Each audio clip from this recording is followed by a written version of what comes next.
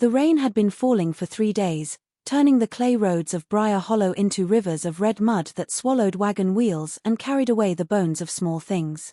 No one ventured more, not since the last doctor left and the church burned down. The valley had learned to heal itself or bury what couldn't be healed. In a leaning house at the end of a rotting fence line, a girl sat by the window, her hand resting on the soft curve of her stomach. She wasn't supposed to show yet, not this soon, and certainly not without a husband. But in Briar Hollow, questions were dangerous. Her mother called it a blessing, her uncles refused to speak of it, and her grandmother only prayed louder whenever thunder cracked across the mountains. No one knew who the father was, or if there even was one. At night, when the wind moaned through the hollows, the girl would hear footsteps beneath the floorboards, slow, dragging, deliberate. The boards would creak in the same rhythm as a heartbeat, and sometimes, when she whispered into the dark, something whispered back. The family said it was the house settling, that old wood had its own language. But deep down, she knew it wasn't the house. The baby was coming soon.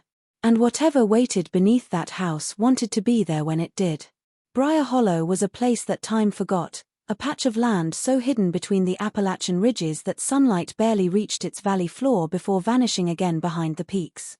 The air was thick with damp moss and the smell of old wood, and the silence hung heavy, broken only by the distant cry of a whippoorwill or the rustle of something unseen moving through the brush. The people who lived there were few, and they all bore the same last name, as if the hollow itself refused to let in outsiders or let its own leave. The roads leading in were little more than eroded trails, choked by vines and fallen branches, and any stranger who tried to find the place usually turned back before the first mile. Generations of the same bloodline had built their lives there, each one folding into the next until the family tree twisted back upon itself. They had their own customs, their own way of speaking, and stories that outsiders would have called madness. But no one outside Briar Hollow ever came close enough to hear them. The nearest town had long stopped counting its residents in the census, and the few who had passed through swore that the people of the Hollow had eyes too light for their dark hair and faces that carried echoes of each other in uncanny ways. Children were born with features that seemed mismatched, like nature itself was struggling to remember how a face was supposed to look. The Hollow had been settled long before the Civil War, when an ancestor named Elias Briar built the first cabin on the ridge and claimed the valley for his kin. It was said that Elias never trusted outsiders, that he believed the world beyond the mountains carried sickness and sin. So he married his cousin, and his children did the same, and by the time the rest of America marched toward modernity, the Briar bloodline had already folded so tightly in upon itself that no one else could enter. Their crops grew wild, their animals were smaller and meaner than they should have been, and the soil seemed to feed on their secrets. To the rare traveler who happened upon it, Briar Hollow felt wrong in ways that couldn't be explained. The trees grew too close together, the mist never lifted, and the houses leaned as if listening to one another's whispers. It was a place untouched by time, sealed by blood and silence, where old sins festered beneath roots and floorboards alike. The isolation was complete, absolute, and within it, the line between family and fate had long since disappeared. The first sign came quietly, like everything else in Briar Hollow. The girl, barely 18, had begun to move slower around the house, her hands often resting against her stomach as though trying to hush something growing beneath her ribs. Her name was Clara, though no one spoke it above a whisper. She lived with her mother and 2 uncles in the sagging cabin near the river's bend, where the fog never lifted and the sound of water running over stones filled the silence that words were too dangerous to break. At first, her mother thought she was ill, another fever from the damp, but Clara's sickness did not pass. Her face grew pale, her appetite strange, and one morning she fainted by the chicken coop, her fingers clutching at her dress, her breath shallow and frightened. When her mother pressed her for answers, Clara could only shake her head. She swore there was no one, that she had not been touched, that no man had come near her. In a place like Briar Hollow, where every family shared the same blood, there were only so many possible truths, and none that could be spoken aloud. Her mother told her not to say another word. She locked the door that night and lit a candle in every corner of the room, praying until her voice broke. The men in the house said it was the Lord's will, that the child was a miracle, and that nothing more should be said. But Clara knew something was wrong. The nights had grown strange long before she began to change. She had heard the boards creak under her bed when no one was walking, had felt a breath on her cheek when the windows were shut. There were dreams she could not forget, shadows pressing close, whispers calling her by name, and the heavy scent of earth and decay clinging to her skin when she woke. She told her mother once, trembling, that she thought something came into her room from beneath the floor, but her mother slapped her and told her never to speak such blasphemy again. By the time her stomach began to show, the family had stopped letting her outside.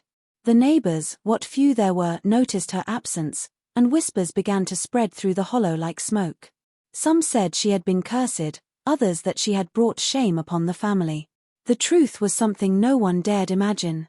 In a place so bound by its own blood, the impossible was not impossible at all, and in the quiet of that house, Clara could feel her child moving beneath her hands, as if it already knew the secret she could not say aloud. When the whispers began to ripple through the hollow, the family moved quickly to silence them. The Bryars had always known how to bury a secret, and this one was no different. Clara's mother told the neighbors that her daughter had fallen ill with a wasting sickness and that the swelling in her belly was nothing but a cruel trick of the fever.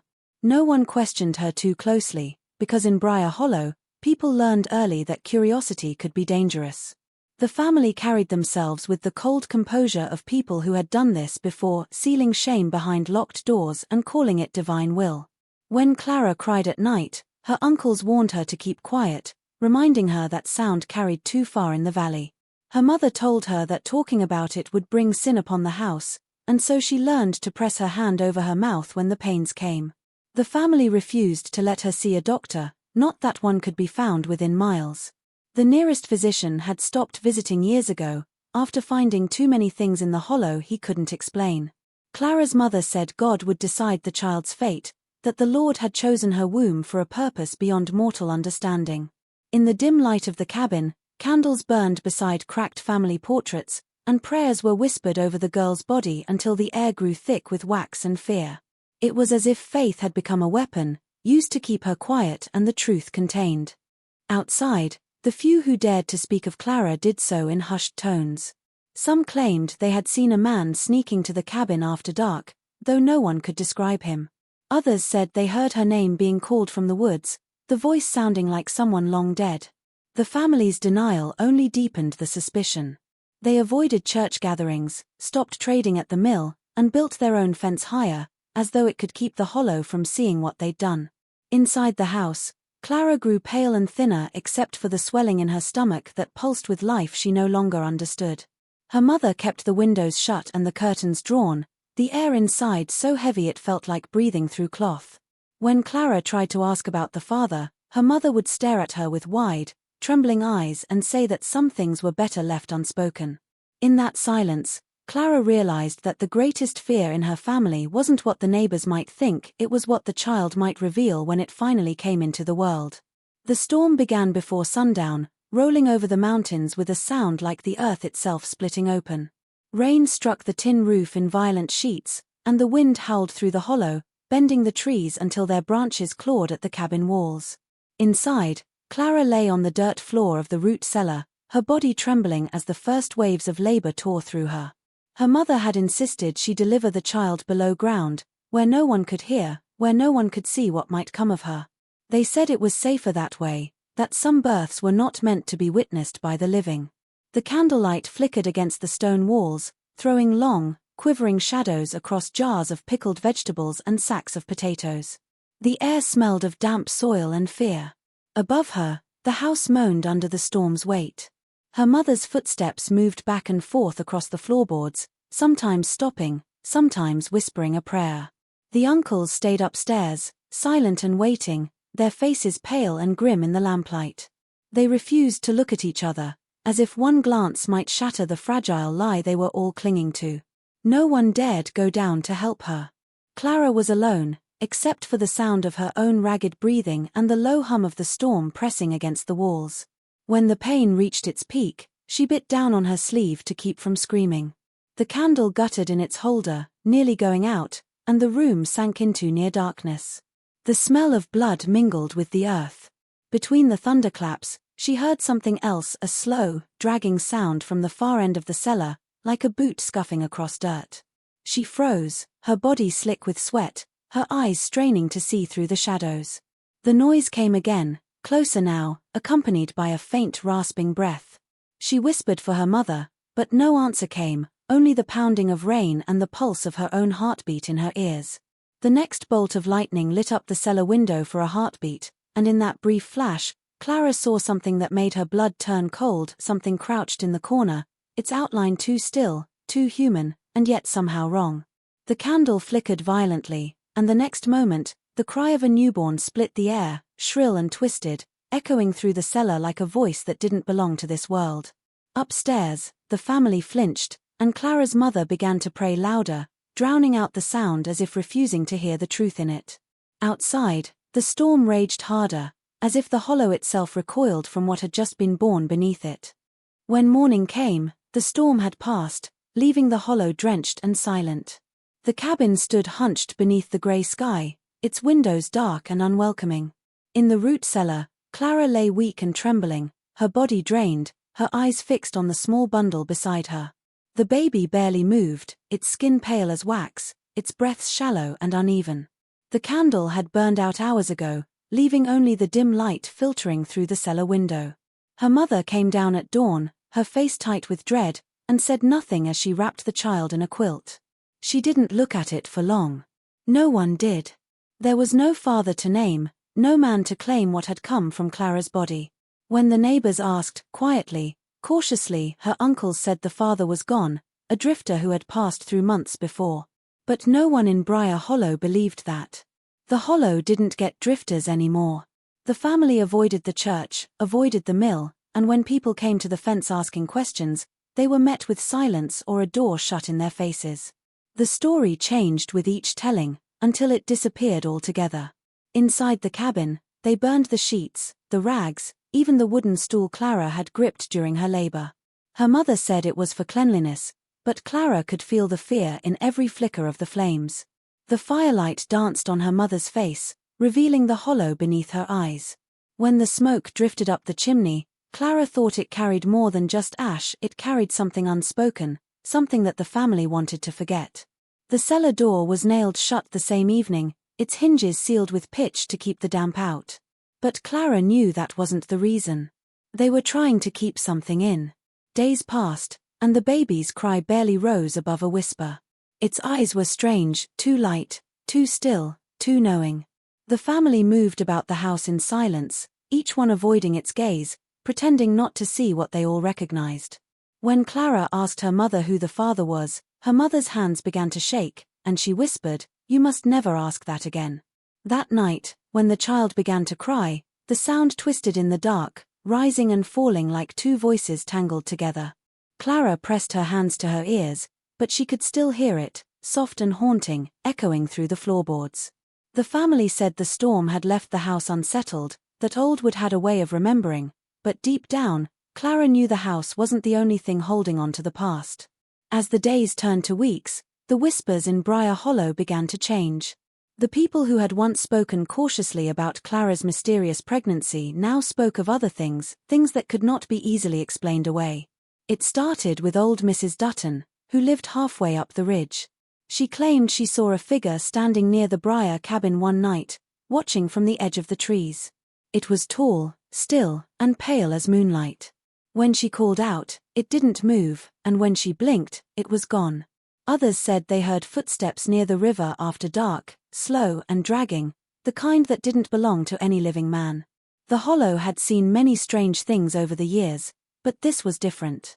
This felt like something that had never truly left.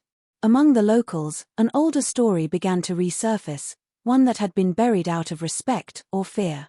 Clara had a brother once, a quiet boy named Jonah who had died a year before she began to show. He had been found in the woods, pale and broken, his body twisted in a way that no one could explain. The family said it was an accident, that he had fallen from the ridge while hunting, and they buried him quickly in the small graveyard behind the cabin. No preacher was called, no cross was raised, and after the funeral, no one spoke his name again. But now, with Clara's child in the house and strange noises echoing through the night, people began to remember. Some said Jonah had always been close to his sister, that he used to sneak into her room long after the others had gone to sleep. Others whispered that he had never truly left, that his mother's grief had turned to something darker, a refusal to let him go. It was said that his grave was too shallow, that the earth over it never settled, and that on cold nights, the ground itself seemed to breathe. When the baby cried, the sound was faintly familiar to those who had known Jonah, a tone that sent shivers down their spines because it echoed something long buried. Clara tried not to believe what she heard through the walls at night, the faint scratching from beneath the floor, the way her name sometimes drifted up from below in a voice she almost recognized. Her mother insisted it was only her imagination, that grief and fear made the mind see ghosts where there were none. But in Briar Hollow, the line between the dead and the living had always been thin, and for the first time, Clara began to wonder if her brother had ever truly gone into the ground at all. The child grew quickly, faster than seemed natural, and with every passing day, Clara felt her fear take root deeper in her chest. He hardly cried anymore, only stared, those pale, unblinking eyes fixed on things no one else could see. His features were wrong in ways that no one could name but everyone could feel. The lines of his face seemed borrowed, like pieces taken from others who had lived and died within that same house. His cheekbones resembled his uncle's, his mouth was his mother's, and when the light hit him just right, the shape of his eyes mirrored the faded photograph of Jonah that still hung in the hallway. It was as though generations of the same blood had folded into one fragile body, each ancestor leaving behind a mark that didn't belong there. The family refused to acknowledge it. Clara's mother insisted the boy was fine, that he was blessed, touched by heaven in a way that others could not understand. But she avoided his gaze when she said it. The uncles kept their distance, moving through the house quietly, their eyes following the child when they thought no one was looking. Sometimes at night, the baby's laughter echoed through the cabin, soft, hollow, and far too knowing. It didn't sound like a child learning joy, it sounded like someone remembering it.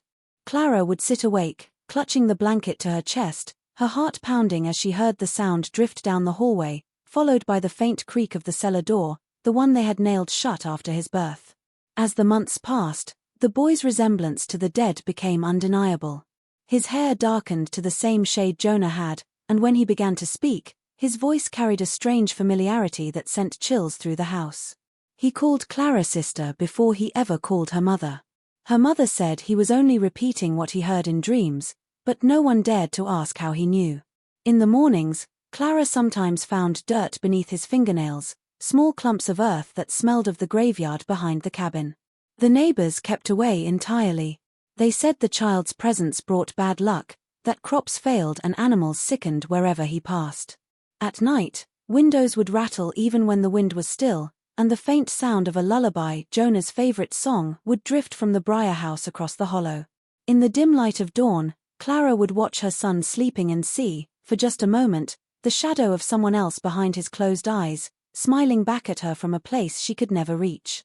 It was late summer when the stranger came to Briar Hollow, the first outsider to set foot there in nearly a decade.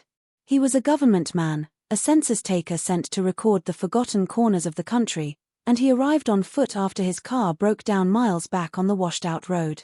The locals watched him from behind cracked windows and curtains drawn too tight, whispering about the badge clipped to his jacket and the ledger tucked under his arm. He introduced himself with a polite smile and said he'd only stay a day or two, just long enough to collect a few names and dates. But in Briar Hollow, names and dates were things best left unspoken. When he came to the Briar house, the air seemed to shift. The yard was overgrown, the fence half buried in weeds, and the house leaned as if it were trying to hide from him. Clara's mother met him at the door, her smile stretched thin and trembling. She told him there was no need to come inside, that the family records were all in order. But the man was thorough, and the strange unease that hung around the place only deepened his curiosity. He insisted on speaking to everyone in the household, as was required by law, and after a long moment, the old woman stepped aside. The smell of damp wood and something metallic drifted into the open air as he crossed the threshold. Inside, he found walls lined with fading portraits, generations of faces that looked eerily similar, each one repeating the same pale eyes and narrow jaw. The names written beneath them were almost identical, looping through the same few given names again and again. Clara sat by the window, her son in her lap, his eyes fixed unblinkingly on the stranger. The man smiled at the boy, but the smile faltered when he saw the way the child's gaze didn't waver. He asked simple questions, dates of birth, occupations, family origins, and each answer seemed to twist tighter into something that didn't make sense. Ages didn't match the years written in the Bible he was shown, and the same surnames appeared on every line. When he asked about the child's father, the room went silent. Her mother's voice, calm but brittle, said only that the Lord provided as he saw fit. The man wrote that down, though his hand shook as he did. Later, as he left the house, he glanced back toward the cellar door at the far end of the hall. Its wood was new, freshly nailed, and though the house was still, he swore he heard something faint from below, a soft, rhythmic sound, like breathing, following him all the way down the path until the trees swallowed the light again. The stranger left Briar Hollow with questions that refused to rest, and for weeks afterward, the family carried on as if his visit had never happened. But unease had settled over the cabin like a fog that wouldn't lift. Clara's mother grew restless, pacing at night and muttering prayers beneath her breath. The boy had started to speak more, his voice low and knowing, asking questions no child his age should have known how to form. He asked about people who were long dead, called them by name, and sometimes hummed songs that hadn't been sung in years. When Clara pressed her mother for answers, the old woman grew pale and told her to stay away from the family Bible. That warning only deepened Clara's dread, because she had never mentioned the book aloud. One night, while the others slept, Clara crept into her mother's room. The Bible was hidden beneath the floorboard, wrapped in a yellowed cloth that smelled of cedar and dust. It was heavier than it looked, the leather cracked and worn from generations of hands. She opened it slowly, expecting verses, but the pages were filled with names instead, names written in the same spidery script, stretching back nearly a century. Each entry recorded a union between members of the same family, cousins marrying cousins, uncles taking nieces, brothers and sisters joined under the Hollow's twisted idea of divine order. The lines tangled together, looping endlessly until they circled back to the same pair of names, Elias and Miriam Briar, the first settlers of the Hollow. The ink grew darker on later pages, though someone had pressed harder, and between some of the lines were smudges that looked too much like blood. Her hands shook as she turned the pages. The last few entries were written in her mother's handwriting, Clara's name, and beneath it, Jonah's. There was no space between them, no separating mark, just the two names joined by a cross. Beneath that was another entry, scrawled hastily, half-smeared, Child of the Line. The Last of Us. Clara felt her vision blur, her throat closing as the truth unfolded before her. The child she had brought into the world wasn't the beginning of something new but the closing of a circle that should never have existed. When her mother woke and found her with the book, her face collapsed into terror rather than anger. She tried to snatch it away, pleading for Clara to forget what she saw. But the words were already burned into her mind, the tangled record of generations cursed to repeat themselves until the bloodline devoured its own. Outside, the wind began to rise again, carrying with it a sound that could have been laughter or weeping, and for the first time, Clara understood that the Hollow itself had been keeping their history alive because it had never really died. That night, Clara couldn't sleep. The storm had returned, a low growl of thunder rolling through the mountains as if something beneath the earth was stirring. Her mother sat in her chair by the fire, rocking and whispering the same line of prayer over and over until her lips bled. The boy lay on the floor, staring into the flames, his eyes reflecting the light with an unnatural brightness. Every creak of the house sounded deliberate, like footsteps pacing just beyond the walls. Clara tried to tell herself it was only the wind, only the old bones of the house shifting with the rain, but she could feel something alive in the air, waiting.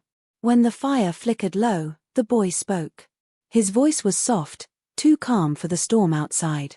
He said he wasn't cold, that someone was keeping him warm. Clara's mother froze. The room went still, even the wind seemed to hesitate. Clara knelt beside him, asking who he meant, but he only turned his head toward the floorboards and smiled. He said, "He's been here all along."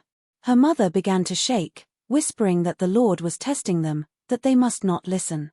But the cellar door at the end of the hall gave a long, low groan as the nails holding it began to pull loose one by one. The smell came first, a sweet, heavy rot that seeped through the cracks. Clara stumbled back, her hand over her mouth, her heart pounding. The boy stood up, calm as a sleepwalker, and started toward the door. His tiny fingers brushed the wood, and the sound that followed was not the storm, not the wind, but something older, breathing in the dark. The boards shuddered as if something enormous was pressing from the other side. Clara's mother fell to her knees, sobbing for forgiveness, but Clara could not move. She watched as the last nail tore free, the door creaking open just enough to let out a sound like a sigh from deep underground. In the flicker of lightning, she saw it, a shape moving in the darkness below, a pale, bloated figure that should have been long dead. The face was familiar, impossibly so. It was Jonah, or what was left of him, his skin the color of clay, his eyes open but hollow. The boy reached out, and the figure reached back, their hands almost touching before the candlelight died. The thunder cracked so loud it shook the walls, and the last thing Clara heard before the world went black was her mother's voice screaming his name, not the child's, but Jonah's, as if calling him home at last.